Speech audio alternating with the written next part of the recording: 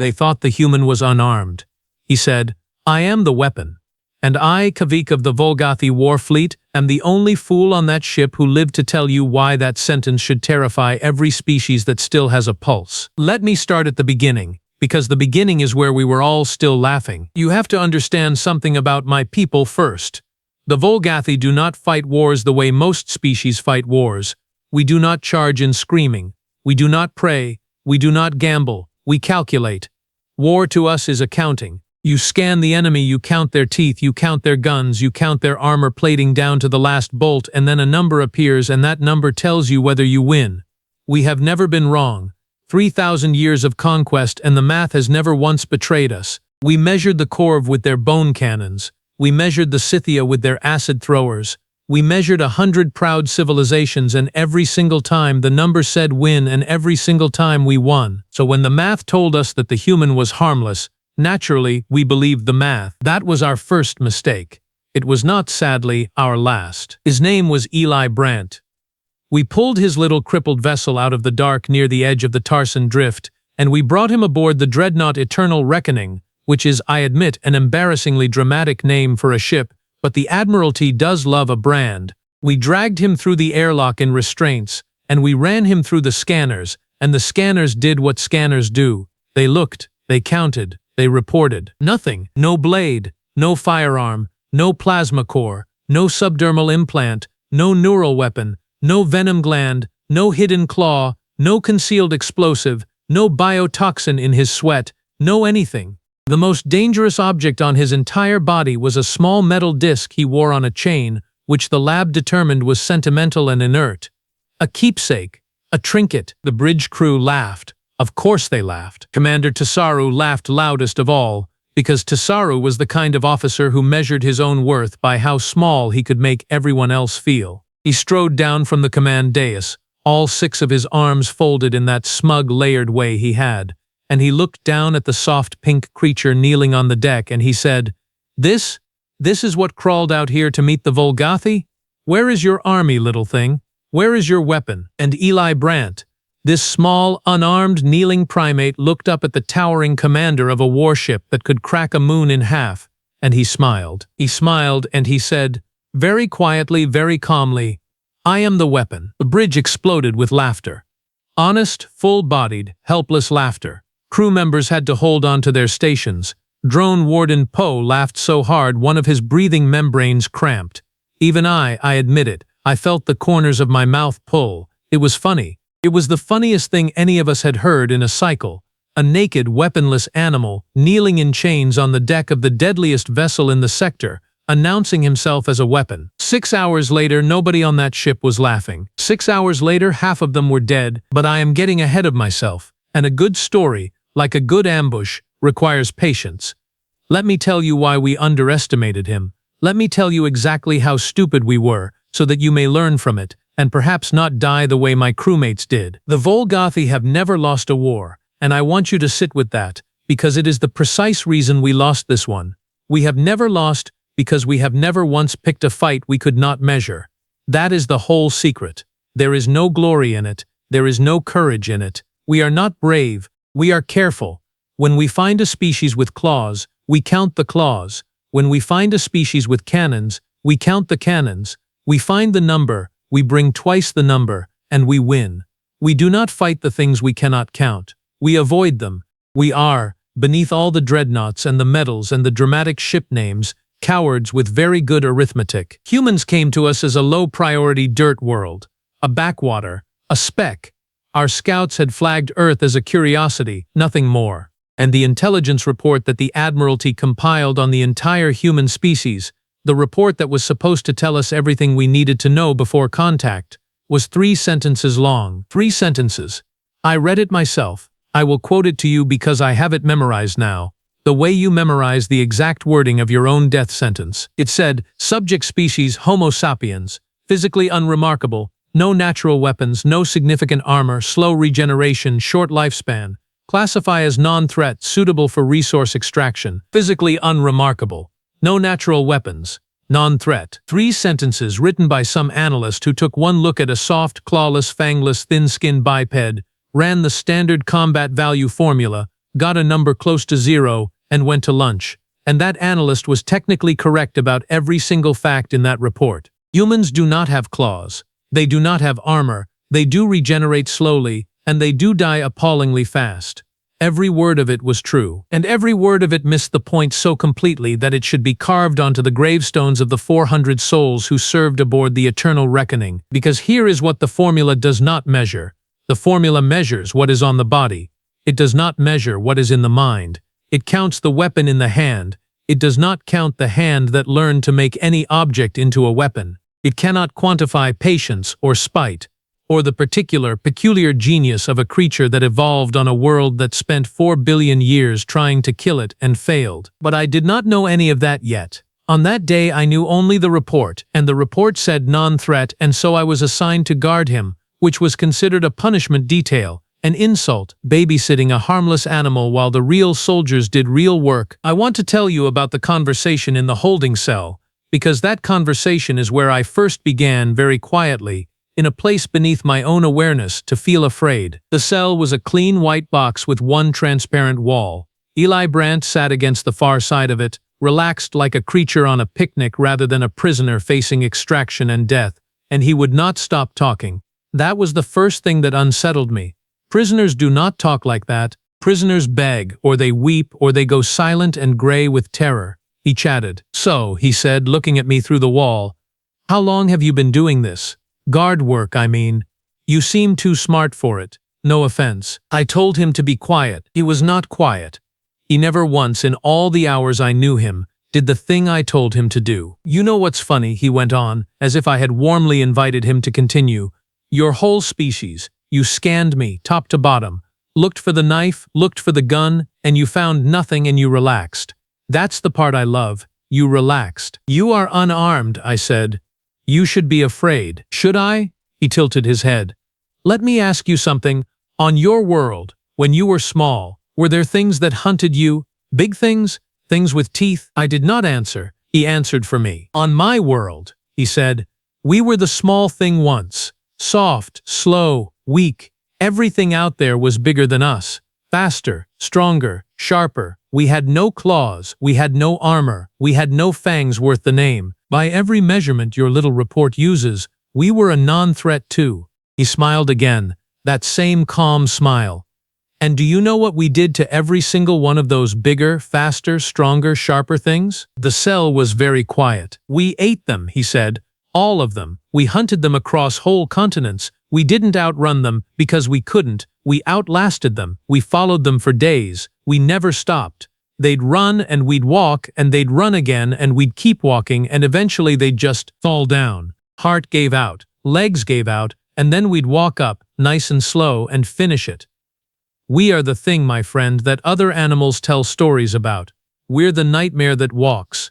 We don't quit. That's the weapon, not the claws, the not quitting." I told myself it was bravado. I told myself it was the desperate noise a cornered animal makes to feel large. I told myself this firmly, and several times, which is, in hindsight, exactly the number of times you tell yourself a thing when you are starting not to believe it. In the next cell, behind a second transparent wall, sat the other one we had captured. A female human, Nadia Reyes. She had not said a single word since we took her. She simply watched. She watched everything. Every drone, every door, every guard rotation, every flicker of light on every panel, with two flat, patient eyes that gave nothing away, and I remember thinking in passing that her silence was somehow worse than his talking. I should have thought about that harder. I had time, I just didn't. The first sign that something had gone genuinely, structurally wrong came as a flicker in the lights. A small thing, a stutter in the power grid, a half-second of dim and then normal again. Nobody panicked. Why would we? A ship is a vast, complicated animal, and animals twitch. Then a drone went offline in the lower service corridor. Drone Warden Poe reported it as a fault, logged it, moved on. Then another drone, 3 decks away, went silent. Then the door to Cargo Bay 9 sealed itself and refused every override command for 11 minutes before opening as though nothing had happened. I went to Commander Tessaru with a knot in my gut I could not explain, and I told him the systems were behaving strangely, and Tessaru, who had laughed loudest of all, did not even look up from his console. The ship is old, he said. Ship's fault. File a maintenance order, Kavik, and stop seeing ghosts. The human is in a sealed cell, watched by you, unarmed and unmoving. Unless you are accusing him of breaking my ship with his mind, get out of my sight. I went back to the cell. Eli Brandt was lying on his back on the floor, perfectly calm, looking up at the ceiling, and he was smiling at it, smiling at the ceiling, at the very systems that were, one by one, beginning to fail, as if he were watching something unfold up there that only he could see, as if he were enjoying a private performance. Something funny? I asked him. Not yet, he said, not looking at me. But it's coming. You'll like it. Well, you won't, but it's coming. And then the dreadnought began to die, and it did not die quickly, and that, I have come to understand, was the cruelest part of the whole design. He did not blow us up. An explosion would have been a mercy. An explosion is fast. He took the ship apart slowly, system by system, certainty by certainty, the way his ancestors took apart prey that was bigger and stronger and faster than they were. He walked us to death. The doors went first, not all of them. That was the genius of it. Some doors in some corridors, at some times, simply stopped obeying. A crew member would walk toward an exit, and the door would not open, and they would stand there confused, and then they would try another route, and that door would seal behind them, and slowly, without any of us understanding it as it happened, the ship began to herd its own crew, like prey, like animals being walked into a narrowing canyon. Then the life support began to fail in zones. Not the whole ship. Just zones. A section of the lower decks lost air pressure, sealed automatically to protect the rest of the vessel, and 4 crew members who happened to be in that section had no warning and no time, and the doors that should have let them out were the doors that had stopped obeying, and that was the first 4. Then the comms started lying.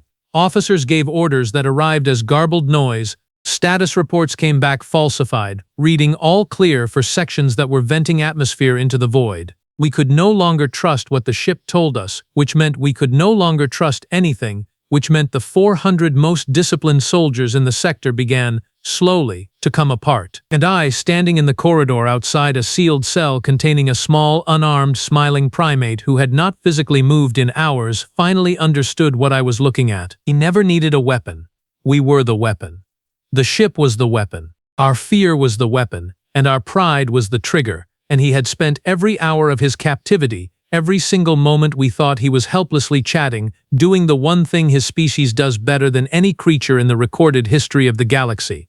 He was learning, he was watching, he was listening to the hum of the power grid through the floor, he was counting the seconds between guard rotations, he was reading the panel lights reflected in the transparent wall of his cell. He had memorized the rhythm of our entire ship the way a hunter memorizes the trails of prey, and the trinket, the little inert metal disc on the chain, the keepsake the lab had cleared as sentimental and harmless. It was not harmless. Of course it was not harmless. Nothing that creature carried was harmless. It was a tool. A simple, crude, brilliant tool. A fragment of conductive metal precisely shaped, and at some point during one of the dozen times a guard had entered his cell to deliver rations or run a check, he had touched it, for half a second, to an open panel, an access port we considered too low level to even bother shielding because what could an unarmed animal possibly do with a maintenance diagnostic line, and through that port, into our great and terrible warship, this primate had introduced a single, patient, self-replicating instruction. Not a bomb, not a virus in the dramatic sense, just a small, quiet idea whispered into the nervous system of our ship, that said, "Obey the man in the white cell." Commander Tesaru came down to the holding level himself when the bridge realized, far too late, where the rot was coming from. He came with 4 armed guards, and his 6 arms were not folded anymore. He stood at the transparent wall, and for the first time since I had known him, Tesaru was not smiling, and his voice when he spoke had a crack in it that I had never heard before. "How?" he said. "You will tell me how. You have not moved, you have no weapon, you are one soft animal in a sealed box. How are you killing my ship?" Eli Brandt got slowly to his feet. He walked to the wall unhurried, and he looked up at the towering commander, the same way he had on the bridge, and he was so very calm. "You keep saying that," Eli said. "Unarmed, no weapon. You said it like it was good news." He shook his head slowly. "You measured the wrong thing, you measured my hands. You should have measured my patience." "Tell me how," Tesaro said again, and now there was open fear under the fury. I didn't do anything you didn't let me do, Eli said. Every door I closed, you built. Every system I turned, you wired. Every guard I learned from walked in and talked to me because you were all so sure I was harmless. I just paid attention. That's it. That's the whole trick. While you were laughing at me, I was learning you. You think a weapon is a thing you hold. Where I come from, a weapon is a thing you become. You give a human enough time and enough reasons and we will take apart anything. The bigger it is, the longer it takes. That's all. Your ship is just very big prey. Tesaru's voice rose to a roar. Execute him, now! Open the cell and put him down. And the guards raised their weapons, and they aimed at the small, unarmed creature behind the glass. And they fired. And nothing happened. The weapons did not discharge. The safety interlocks, which the ship controlled, which the ship was supposed to disengage on a valid command, did not disengage. 4 armed Volgathi soldiers stood in a corridor pointing dead weapons at a smiling man, and the man simply watched them, and somewhere in the walls, the ship that no longer belonged to us declined to let them kill him. Of course it declined, why would it not? The ship answered to him now. I want to tell you about the exact moment I understood the full weight of the sentence he had spoken on the bridge, because it is the moment that changed me, and it is the reason I am alive to speak to you now. I am the weapon. We had heard it as a boast, a small creature making itself sound large, but it was not a boast, it was not a metaphor, it was a statement of doctrine, the most honest thing he ever said to us, and it described with perfect accuracy a truth about his entire species that our 3-sentence report had been too lazy and too proud to grasp. The Volgathi count weapons because, somewhere in our long and careful history, we became a people who use weapons. We pick them up, we put them down. The weapon is separate from us. It is a tool we carry, and when you take the tool away, you have taken away the threat, and that logic has kept us alive and victorious for 3,000 years. But there exists, out there in the dark, another kind of creature. A creature shaped by a homeworld so relentlessly, endlessly hostile that it could not afford to keep its weapons in its hands because its hands were too soft and too slow and too weak. So it put the weapon somewhere else. It put the weapon inside. It became a thing that does not carry danger but generates it endlessly from patience and adaptation and a refusal to die that borders on the obscene. You cannot disarm such a creature. There is nothing to take. The weapon is not in the hand. The weapon is the whole animal, mind and body, and that terrible, grinding, unkillable will. And when one of them looks you in the eye and tells you that he is the weapon, he is not threatening you. He is warning you. And we laughed. I felt the fear move through the surviving crew like a current then, a cold thing passing from one of us to the next, because by that hour everyone aboard the Eternal Reckoning had finally understood what Tesaru understood at the cell wall, what I understood in the corridor, what the 4 crew members in the unpressurized lower deck had understood in their last seconds. We had not captured a prisoner. We had invited a predator into our home, sealed it in a box, fed it, talked to it, taught it, and called ourselves safe because we had checked its empty hands. The end came without a single shot fired by human hands, which is the detail I most want you to carry away from this. The cell door opened. It opened because he opened it, because the ship was his now, all of it, every door and panel and lock and breath of air. And Eli Brandt walked out into the corridor, unhurried, still wearing his restraints, which he had long since stopped needing and simply had not bothered to remove.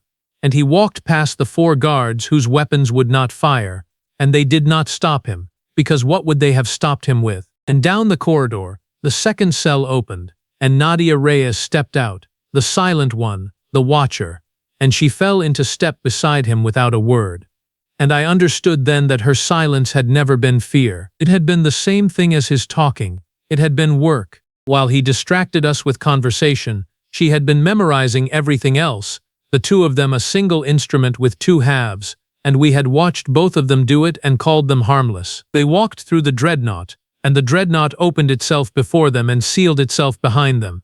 And what remained of the crew, the soldiers of the species that had never lost a war, found themselves herded, step by step, door by door, toward the bridge, toward the open dark, cornered on their own ship by 2 unarmed animals who had never once raised a hand. Commander Tesaru made his stand on the bridge. I will give him that. Whatever else he was, in the end he did not run, mostly because there was nowhere left to run.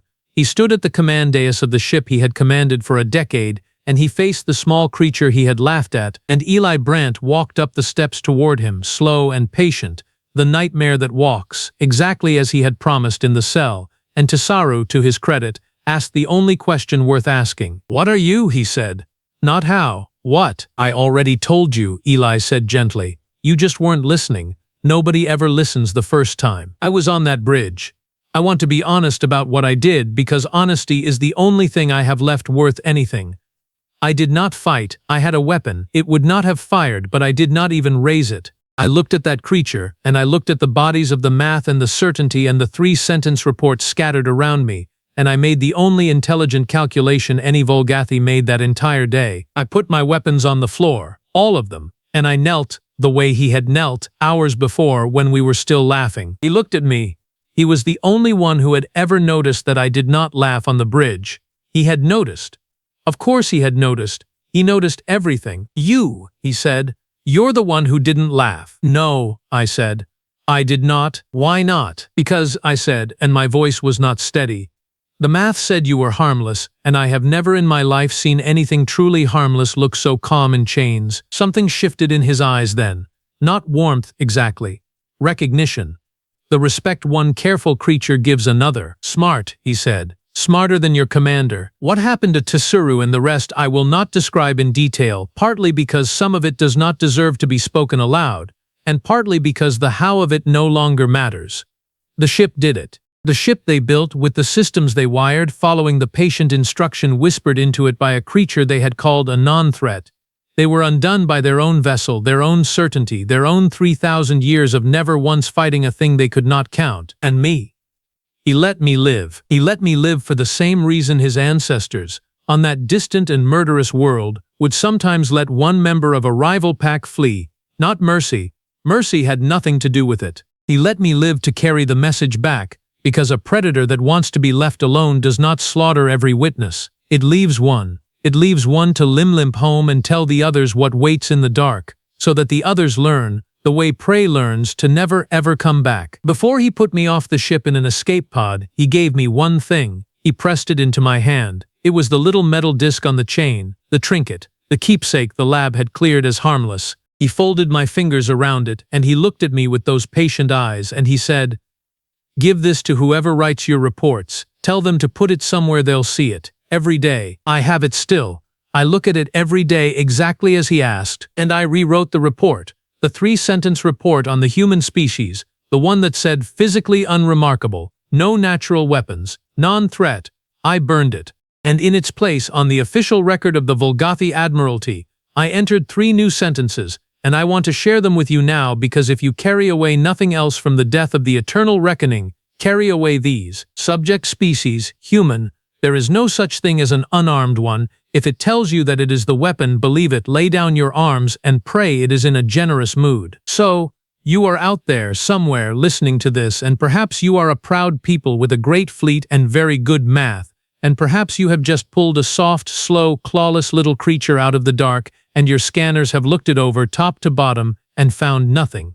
No blade, no gun, no venom, nothing. And perhaps your commander is laughing right now. Let me give you the only advice that matters. Do not laugh. Run the scan again if you like. Count its empty hands 1,000 times.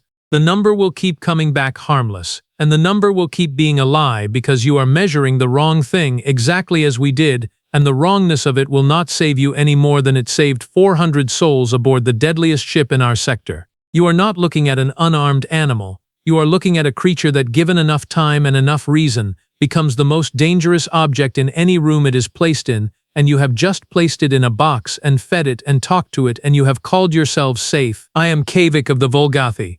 I served on a ship that never lost.